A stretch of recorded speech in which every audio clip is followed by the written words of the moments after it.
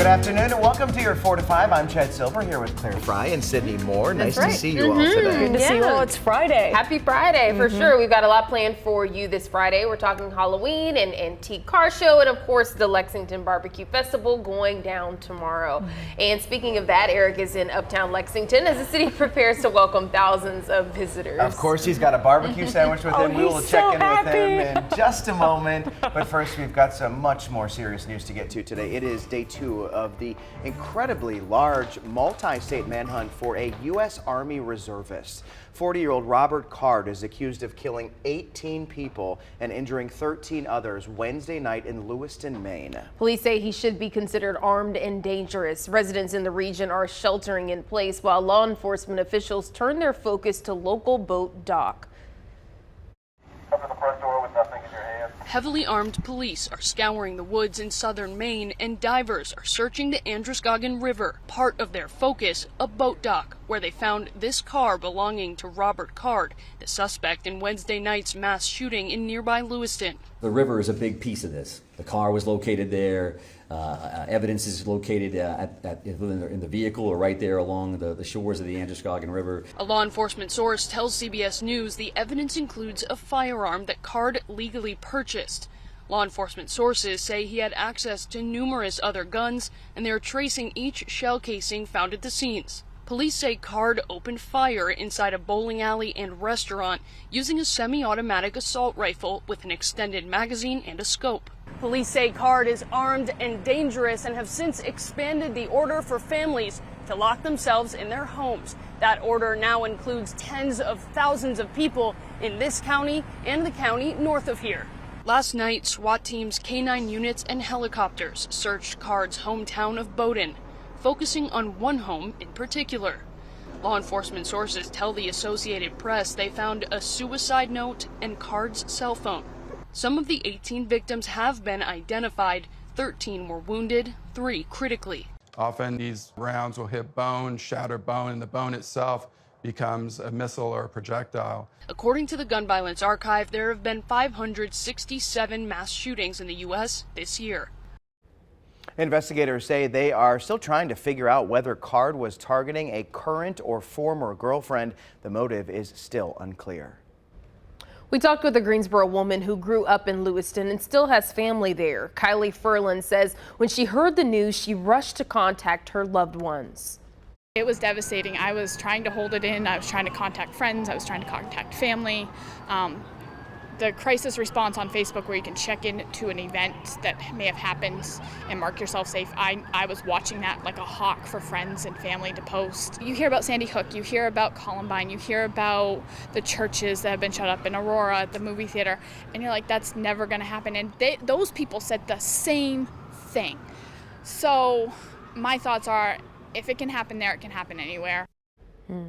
Thankfully, all of her friends and family were safe. Back here in the Triad, a Greensboro man is facing some alarming allegations. Police say 54-year-old Jeffrey Hill is charged with multiple child sex crimes from more than a decade ago. He's charged with 4 counts of indecent liberties and 1 count of first-degree sex offense with a child. Investigators believe the crimes occurred between 2006 and 2009. They say the 3 adult victims were all underage at the time, and more victims could be out there.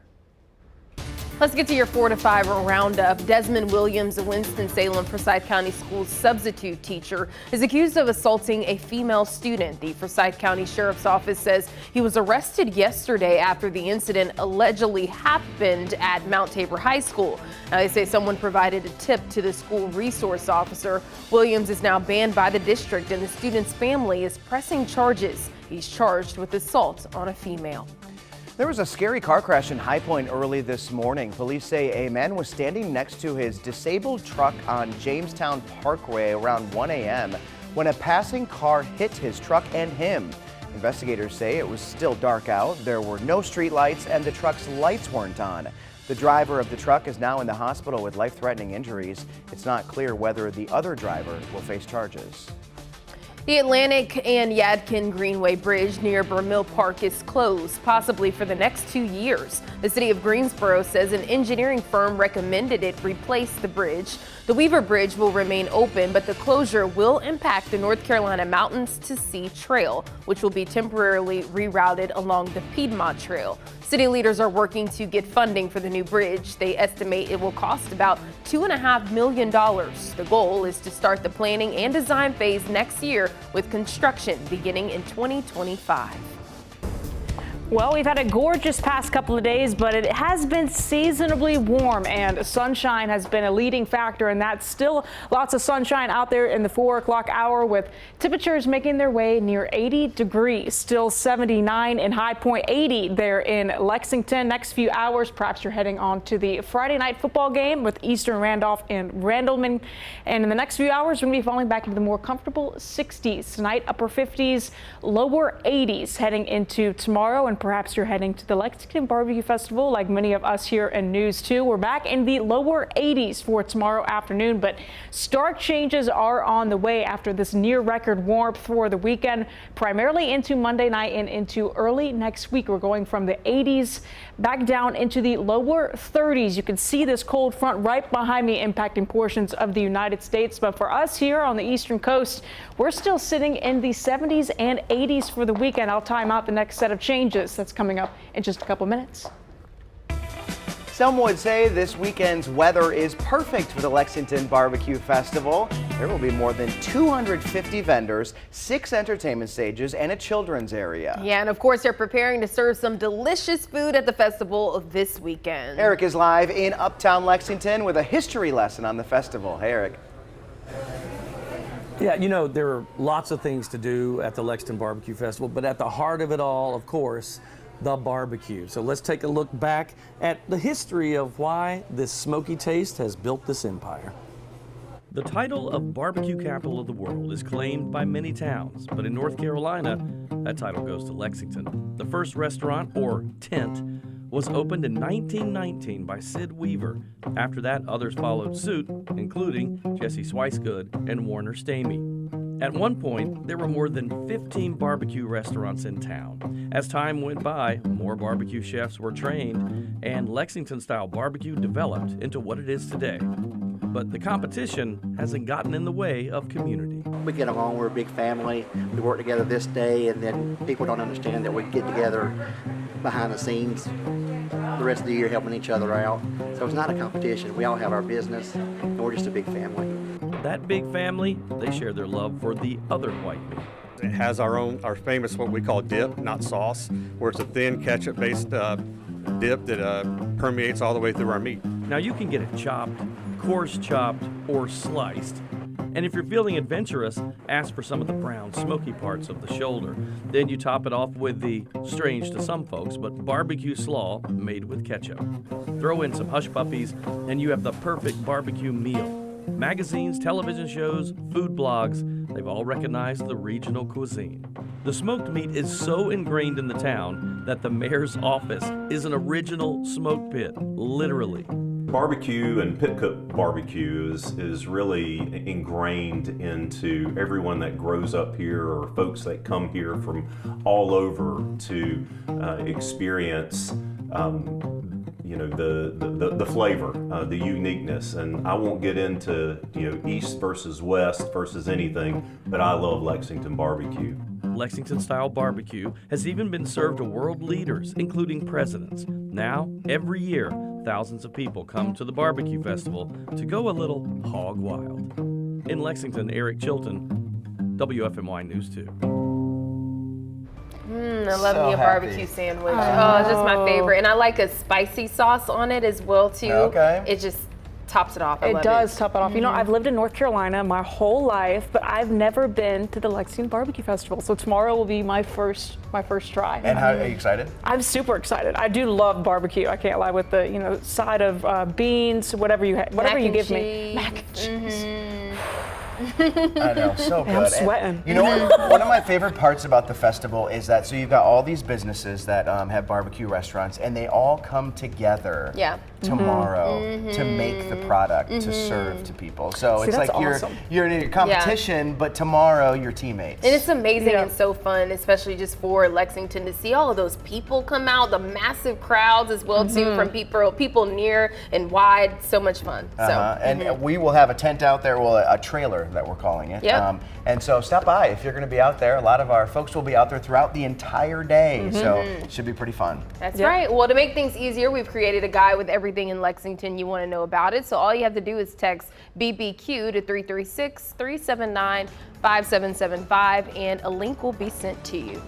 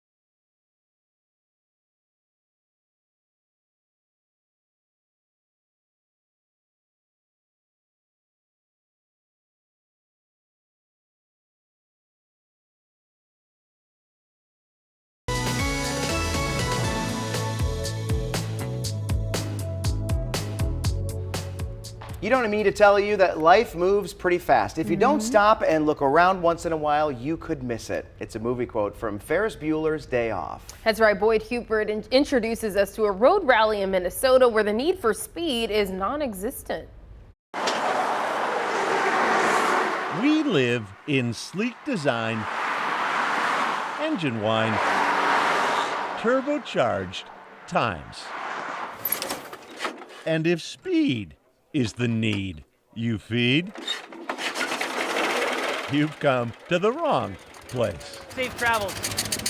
This is not someone's slow motion notion of a mosquito control device, Good morning. but the start All right, see you there. of the anti-Indy 500.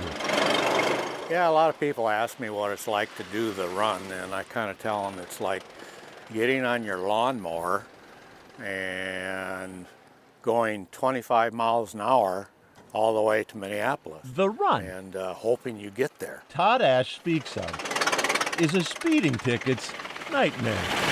You are in a 1904 Ford Model A. Tim Wiggins' 10-horsepower Ford is among 40 cars. Hang on. Each more than 100 years old.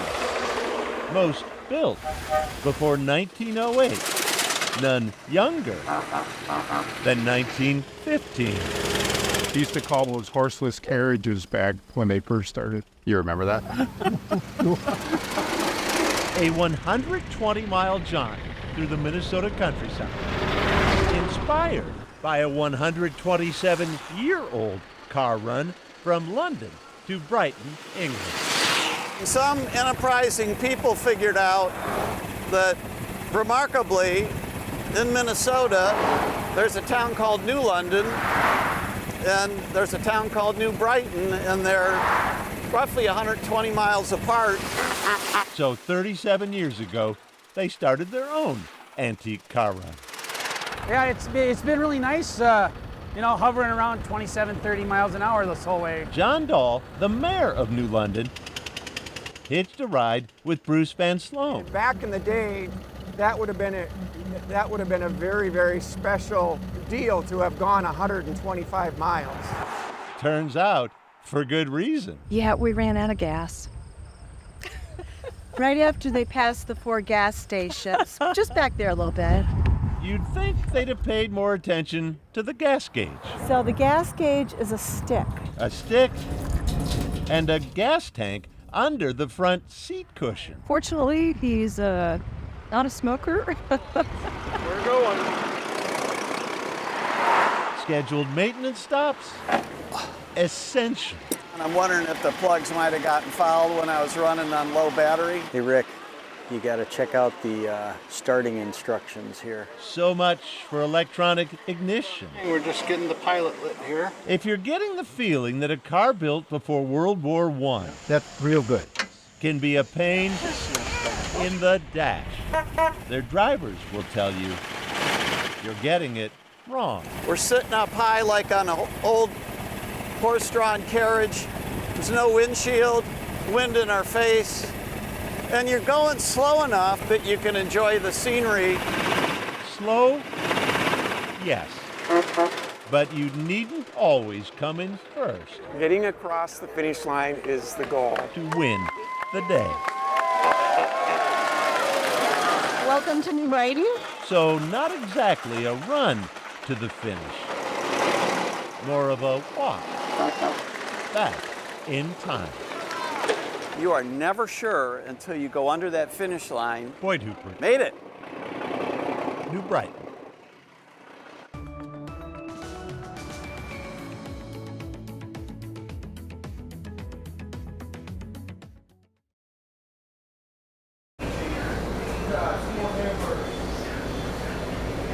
Hey, check, 1 2 1 2 1 2. Hold on.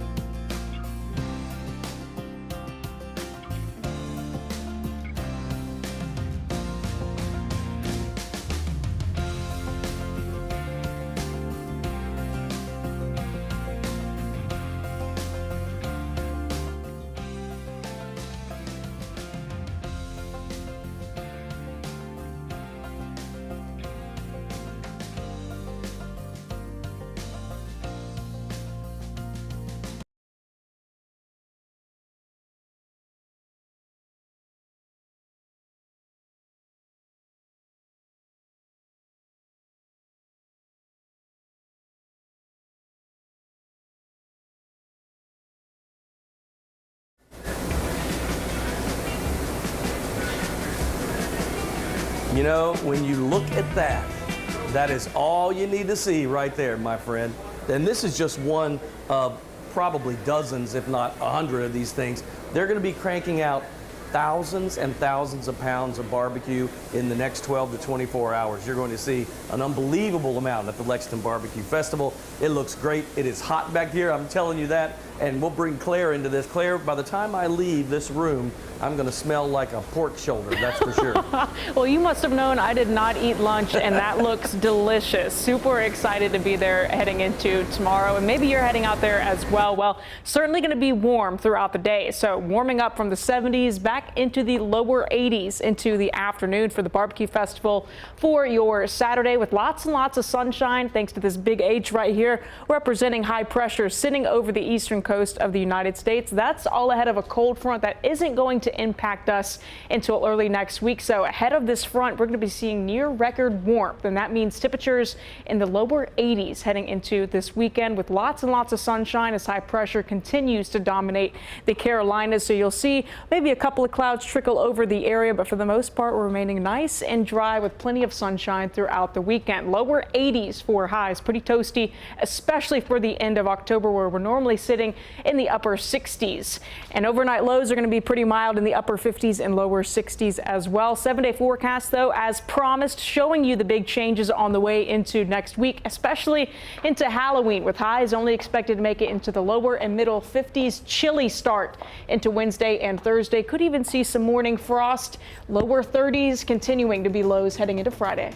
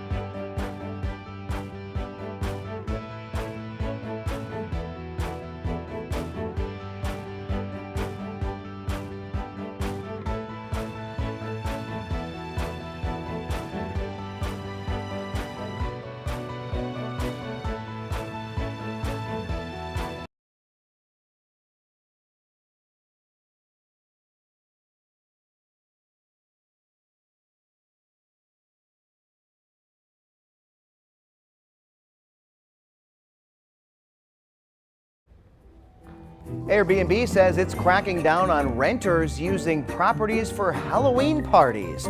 The short-term home rental service says it's using artificial intelligence to monitor houses that might be used for parties. The company says it's using an algorithm that looks at clues to show a higher risk for a party, like length of trip, distance to the house, and whether it's booked last minute.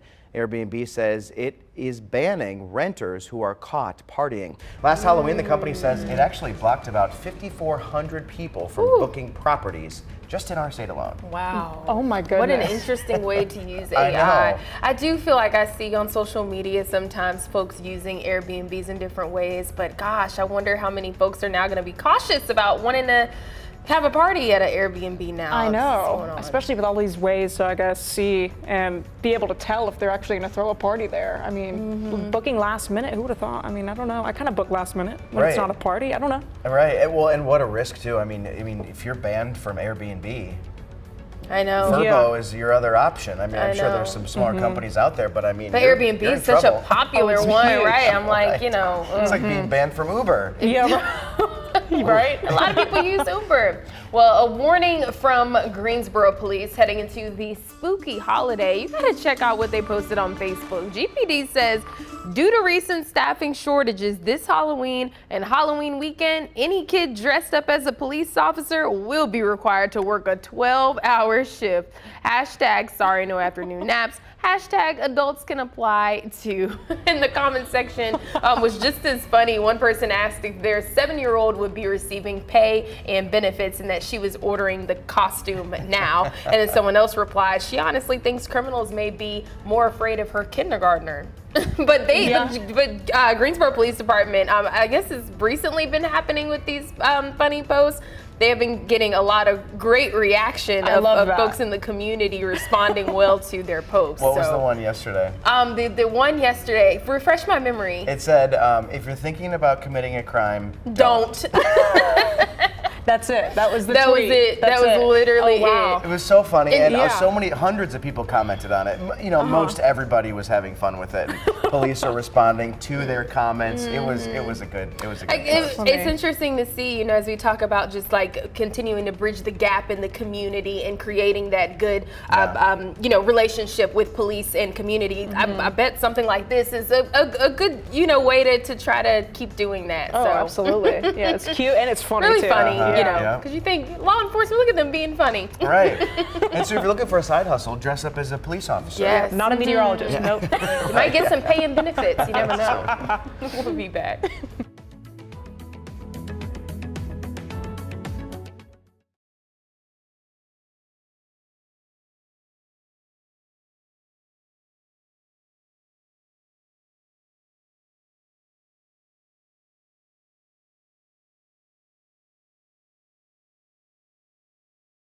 Sup, mic check.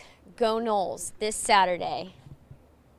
Right here in Winston-Salem. Well, we're not in Winston-Salem, we're in Randleman, but hey, mic check, mic check, mic check. Oh. I am check 1 2 1 2 1 2.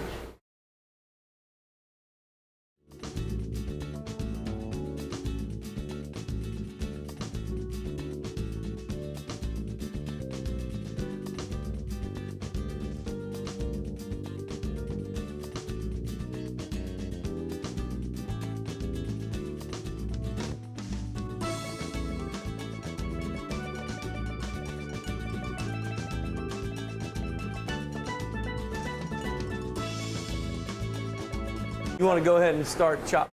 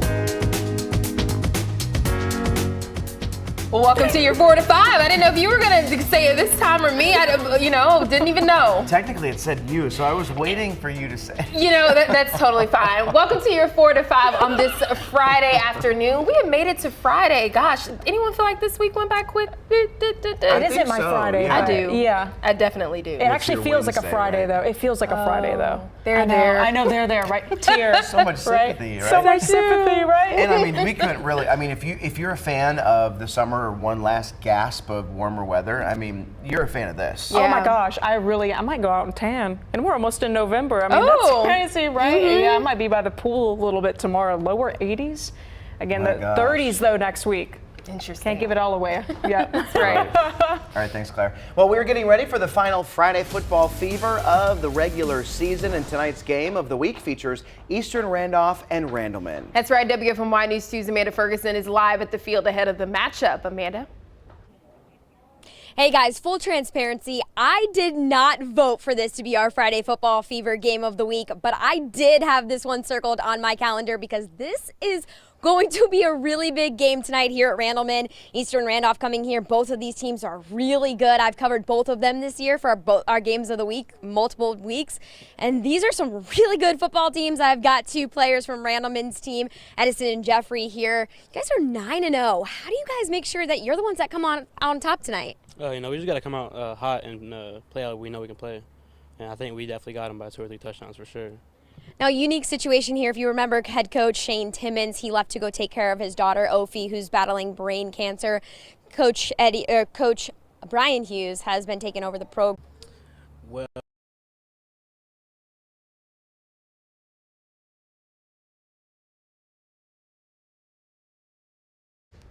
It looks like we're having some technical difficulties there, but we certainly look forward to that game. So let's check back in with Eric Chilton, who's live in Uptown Lexington as the city gets ready to host the Lexington Barbecue Festival. And it might take some time here for Eric to come up. It looks like we might have some technical difficulties there. So at this moment, we're just going to toss it over to weather. Claire, we got a beautiful weekend coming up ahead. Certainly is going to be beautiful, but seasonably warm as we're going to be making it into the lower 80s versus typically this time of year. We are only in the upper 60s. Lots of sunshine today helping fuel those highs with only a couple of upper level cumulus clouds over here, and high point temperatures right now are currently lingering in the upper 70s and even lower 80s. 80 still in High Point, 77 in Lexington, 76 in Albemarle and in Salisbury. Next few hours, though, maybe a couple of clouds trickling into Saturday, but for the most part, high pressure is going to help keep our skies clear. That's the weather story for the main part of this weekend and also heading into early this week. Near record warmth, though, again, next couple of days, forecasted highs are in the lower 80s to kind of paint you a picture of how close we are to these records. Made a bar graph right here. 86 is the record, so just 3 degrees shy for Saturday, 2 degrees shy of that record set in 1927 on Sunday, 3 degrees shy on Monday. So while we're not projecting us to hit those records as of now, it could very well happen here in these next few days. And again, big changes are on the rise heading into next week after the low to possibly middle 80s this weekend. Current temperatures in the 70s for us, but well across the United States, we're seeing those temperatures drop into the 20s and 30s. Not going to be quite that cold for us, but big changes are on the way. I've got more coming up in your Maine weather forecast in just a couple minutes.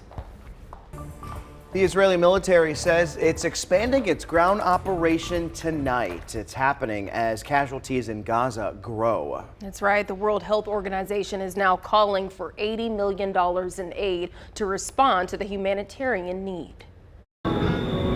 Explosions punctuate the night sky along Israel's border with Gaza as an Israeli military spokesman promises an expanding ground operation Friday night. 2 U.S. officials tell CBS News that announcement appears to be a rolling start to the ground invasion. Israeli soldiers conducted a targeted raid in the southern Gaza Strip overnight, with Navy vessels and aircraft striking suspected Hamas military compounds. Come daylight, giant plumes of black smoke were seen over the Gaza skyline. Day 21 of this war, and the destruction seems endless. An Israeli airstrike hit a residential building Friday. This Palestinian woman said she was sitting with children drinking tea when it happened. An aid convoy from the International Committee of the Red Cross finally moved from Egypt through the Rafah crossing into Gaza. We also have a team of specialists who are about to enter, including surgeons and other medical teams. Nearly 3 weeks after the Hamas massacre, this Shabbat table set in Tel Aviv remains empty. Each of these seats represents one of the more than 200 people still held captive in Gaza. I'm hoping that the hostages will come back. I hope very soon. Volunteers handed out yellow ribbons expressing solidarity with the hostages. Israelis we spoke with say everyone feels the pain from the October 7th attack. Everyone in Israel know people who knows people that are kidnapped or murder. Nothing's going to stop this other than peace. A peace that seems very far out of reach. The State Department has just issued a worldwide caution for people traveling overseas. You've heard about Americans taken hostage there last week. Our Verified team looked into the likelihood the U.S. government would help you if you find yourself stuck in the middle of a crisis in another country. Because of increased tension in many hot spots around the world, the State Department issued a worldwide caution when it comes to travel. But what if you find yourself in a crisis and need to get back to the United States? We are looking at some questions so we can verify if and when the U.S. will help. Our source is the U.S. Department of State Bureau of Consular Affairs, Federal Law, and the State Department Basic Authorities Act of 1956. Our first question, will the United States government always evacuate citizens in crises? According to the U.S. Department of State, if there are no commercial options, if there are consular officers at the embassy, and if conditions permit, they will help U.S. citizens identify possible transportation options. Or they will encourage people to stay at a safe location until they can find a commercial option to leave. So we can verify that no, depending on the situation, the U.S. government won't always evacuate citizens. And finally, do you have to pay the U.S. government for evacuations if it's needed? According to federal law, assisted evacuation of a private U.S. citizen must be reimbursed to the maximum extent practicable. The payment for people who evacuate during times of war, crisis, or natural disaster has been in place for more than 60 years when it was included under the State Department Basic Authorities Act of 1956. The U.S. Department of State says you do not have to pay before you board any transportation. However, you will need to sign a form promising to repay the U.S. government. So we can verify that, yes, if the U.S. government helps evacuate you, you need to repay them for the cost. With your Verified, I'm Megan Bragg. A pair of recalls in your 4 to 5 roundup now. Toyota is recalling more than 750,000 SUVs due to a possible problem with the front bumpers. The recall covers certain Highlander SUVs going back to 2020. Toyota says even a minor impact could cause the bumper to fall off. Owners whose SUVs are affected will be notified by the company in December. Meanwhile, Best Buy is also recalling more than 900,000 Insignia multi-function pressure cookers. According to the U.S. Consumer Product Safety Commission, the pressure cookers have a defect which can cause users to overfill them, resulting in hot food and liquid potentially spewing out. 17 people have reported burn injuries as a result. Owners of the recalled products should stop using them immediately and contact Best Buy for replacement parts. Hey, forget the Olympics. There's a new type of games coming in a couple of months. A group of Floridians are planning what they're calling the Florida Man Games. They say it'll be the most insane athletic showdown on earth. The games will poke fun at Florida's reputation for strange news stories. Contests include the evading arrest obstacle course, in which contestants jump over fences and through yards while being chased by real police officers. Then there's the Category 5 cash grab. We'll have people trying to grab money in a wind-blowing booth. There will also be a beer belly wrestling competition, which is pretty self-explanatory. Wow. You know, I really want to participate in like a game type of thing like that. too. Maybe not to that extent, Yeah. but I really would love to participate in some type of physical game Right? thing. No, I totally would. Probably be more on the wipeout scale with like the big balls. You know what I mean? Just, you think you could get I'm over still those convinced balls? that I think I could. But as for the Florida games, have you guys heard of looking up your birthday and then Florida Man, and then it gives you whatever event happened on your specific specific day. I mean, it's a pretty well-known thing that there's just a bunch of craziness that goes on. Wow, yeah. I didn't know that part of it. You didn't know that? We were talking the other day, you had never seen The Amazing Race before, so I was explaining about, right, that was with you, right? We were talking about how like it's a competition where it's basically like a worldwide scavenger hunt. Yes, you're right. You're right. And I did get to watch just a little snippet of it. What an interesting way that they go around the world to go, what is it, the trivia and Yeah, scavenger they just have hunt? to find clues for the next spot, and they're like, okay, we have to hop on a plane and go to the other side of the globe. I was like, a lot of resources had to go in that in terms of, pairing cameramen up with different contestants and things of that nature, but really cool. That'd be awesome. You want to do it? It would be fun to do that. I actually applied for it once. They were looking for people, and I said, well, it's on News 2, it's on CBS, so what if they had someone who worked for a CBS station? I'd cheer you on, Chad. I really would. They rejected me real fast. Oh, no. Anyway, the Florida Man Games will take place in St. Augustine in February. Tickets are going for just $45. Oh, easy.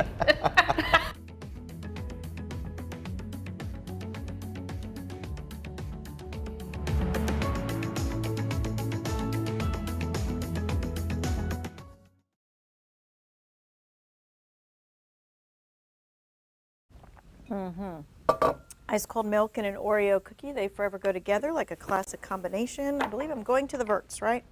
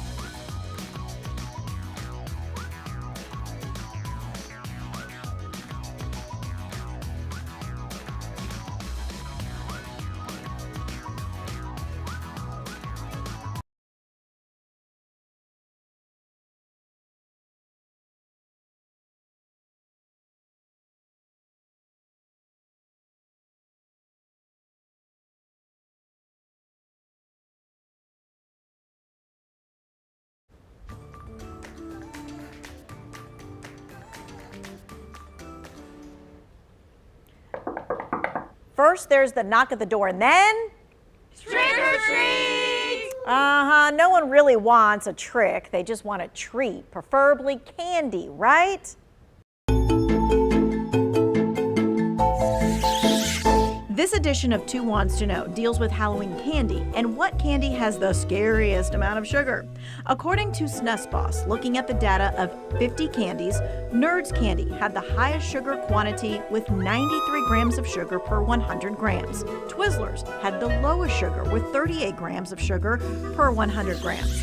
Now, when it comes to chocolate, the Three Musketeers with its caramel and its nougat and the peppermint patty actually shared the highest sugar content with 67 grams of sugar per 100 grams. Butterfinger takes the lowest spot at 41 grams of chocolate per 100 grams. Now, the sugar doesn't matter to these ghouls and goblins, but at least you're not being tricked by the treats.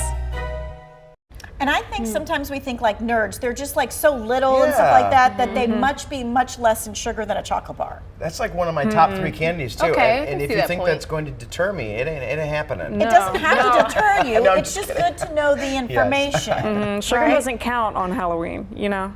Like, what about the next day, and then the 3 days later, and then the 5 days later when you have all that Halloween? How long do people usually keep their candy after Halloween? Yeah, Do you think they eat all the next day?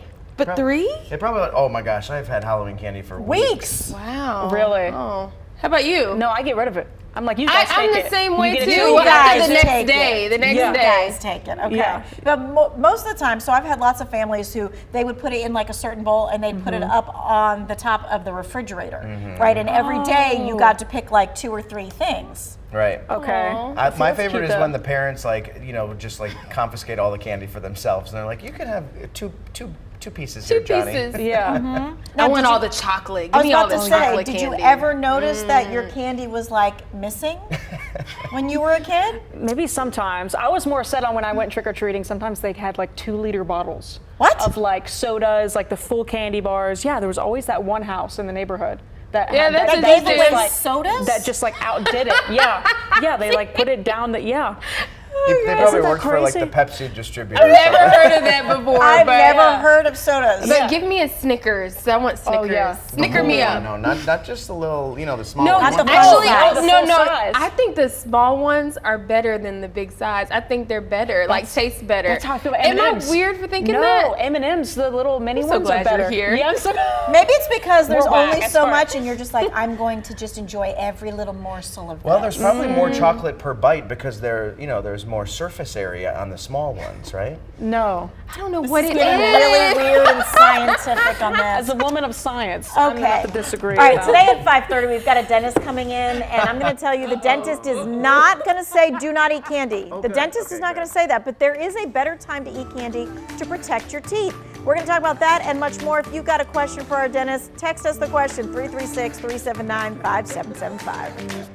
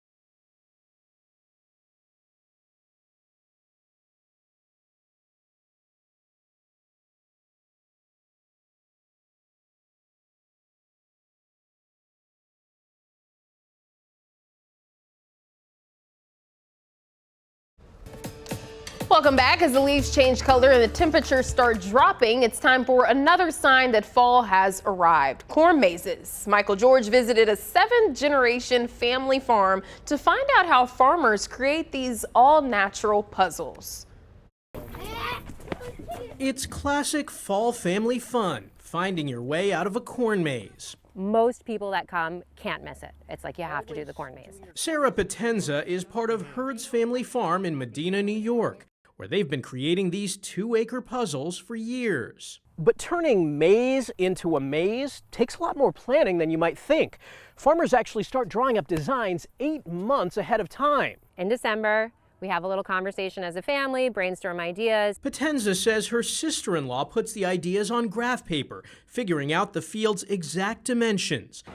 Come June, it's time to plant. Every stalk has to grow in just the right spot. We put actual little flags out in both directions to make the square, and then we just take it from the grid and we lay it on there. The next step, sending up drones for a bird's eye view of whether the maze can be solved. Then tending the field until the corn is about 8 feet tall. Do people ever get lost in these mazes? I've had to rescue people a few times. It's months of hard work to create the ideal puzzle. Here's a perfect example of people getting lost in the maze. Hello. Can we help direct you? I'm lost. You guys are really close. You're doing great, and you're almost to the exit right there. Helping people get lost and find a little adventure makes it all worth it. Seasonably warm temperatures continue into the weekend with temperatures right now, perhaps for your evening plans, sitting in the middle and upper 70s, cooling off a little bit tonight, but still going to be pretty mild, going from the 70s into the 60s, eventually into the 50s. Tonight we are in the middle and upper 50s thanks to a little bit of cloud coverage, remitting that heat back down to the surface. Tomorrow, though, a little bit more sunshine and a little bit more warmth. We're back in the lower 80s. Again, big changes, though, are coming after this near record warmth for the weekend and also for Monday. Also bringing in an isolated shower chance for Tuesday, especially. Expect a little bit more clouds with highs only expected to make it into the middle 50s. You'll notice into the middle of next week, frost is a possibility as we're going to be in the lower 80s continuing into, lower 30s for your lows for Wednesday, Thursday, and also into Friday. Claire, thank you. McDonald's is giving away free French fries every Friday for the rest of the year. The only catch is you have to add them to your pickup order on the McDonald's app to score the deal. So this got me wondering, since it is Friday or Fry-yay, we have Claire Fry with us at the table. Absolutely. I asked you on Facebook which restaurant serves the best fries. Joseph Tucker said Rallies. Mike Wade says McDonald's any day. Get them while they're hot and fresh. Gino Palmer says Culver's. Michael Carter said Checkers. Vicky Gilbert says Five Guys. And Amanda Brady said Mike's Vegan Grill has the best seasoned fries. A lot of folks were saying that under my page about Mike's Vegan Grill.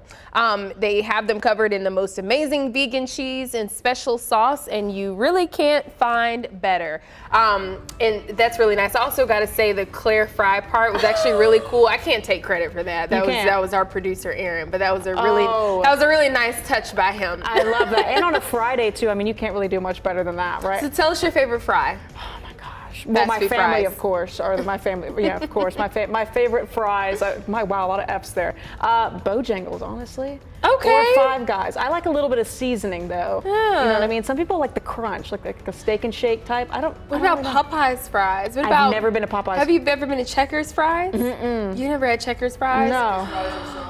We've got to take you and get you some Checkers fries. And then I'm going to say McDonald's fries, to be honest. Honestly, they're not bad either. When they're hot and any fresh. Fries. We got to get you some. And you said you haven't had Popeyes. I haven't had. Oh, girl. I know. Let me get you some Popeyes fries. We're going to get that taken care of. The fry hasn't had enough fries.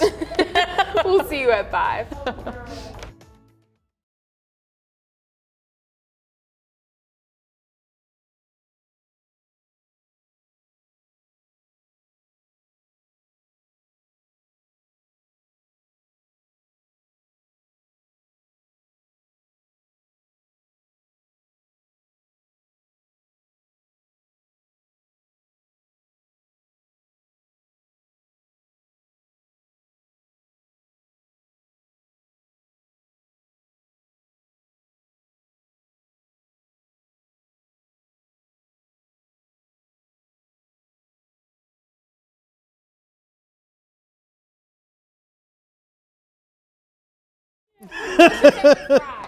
Five Guys.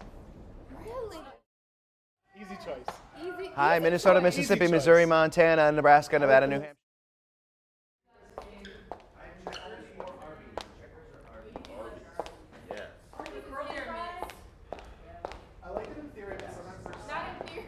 Yes. Yes. Yes. Hi there. 1, 2, 3, 4, 5. 1, 2, 3, 4, 5.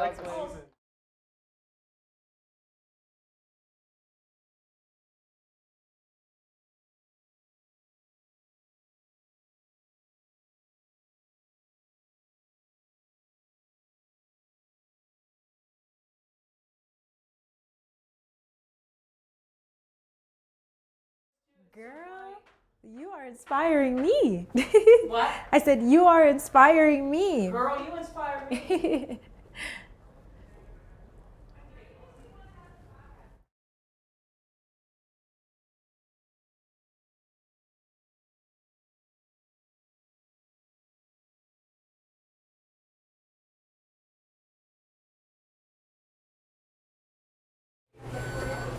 God. 73%. We're good.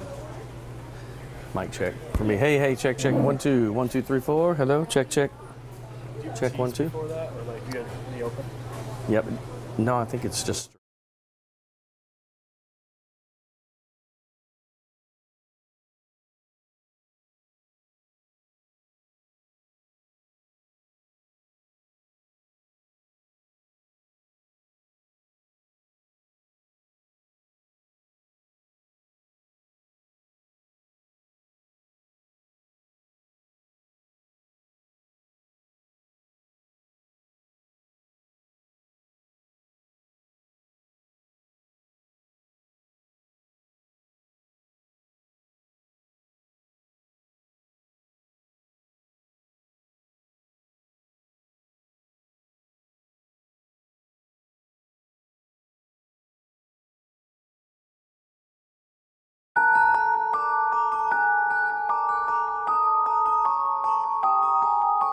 All right, it is time for my 2 cents. And today, let's stick with the spooky theme, right? It's Halloween. It's that time of the year. I absolutely love this time of the year. I like dressing up and going to parties. I like when my kids do the trick-or-treating. I like all the movies and TV shows. I love it all. Some of it goes a little too far for me. I won't watch that. But I do like horror movies within reason. But then I found out recently, guess what? We hear there's a phobia for everything. Well, there is a phobia of Halloween. It's called seminophobia. Very rare, extremely rare. In fact, I bet most of you out there never met anybody that had this. Now, by definition, it's the fear of Halloween and things associated with it. Now, some of this made sense to me, right? Like ghosts or spiders or orange pumpkins that some people have that makes them uneasy. I understand that. But also Halloween parties, a fear of Halloween parties. This is real. I'm not making it up. And also a fear of trick-or-treating. It even goes that far. And it made me just realize that's horrible. That would be so bad for someone that had that this time of the year. I don't know anybody that has this. Maybe some of you do. Reach out to me on Facebook. I would love to find out more. But it made me realize there's a phobia for everything. In fact, 9% of Americans have some sort of phobia. 20% of teenagers have some sort of phobia. So I think it's time for all of us to think about mental health. Enjoy the holidays, even Halloween, Thanksgiving, Christmas. I guarantee you there's probably a fear of those two holidays as well. Take care of each other and talk to each other a lot. Maybe we can bring that down a little bit. In the meantime, for those of you that do not have seminophobia, like myself, we're going to get into those scary movies. I'm ready. In fact, I'm going to go do one right now. And that's just my 2 cents. That's your 4 to 5. WFMY News 2 at 5 starts now.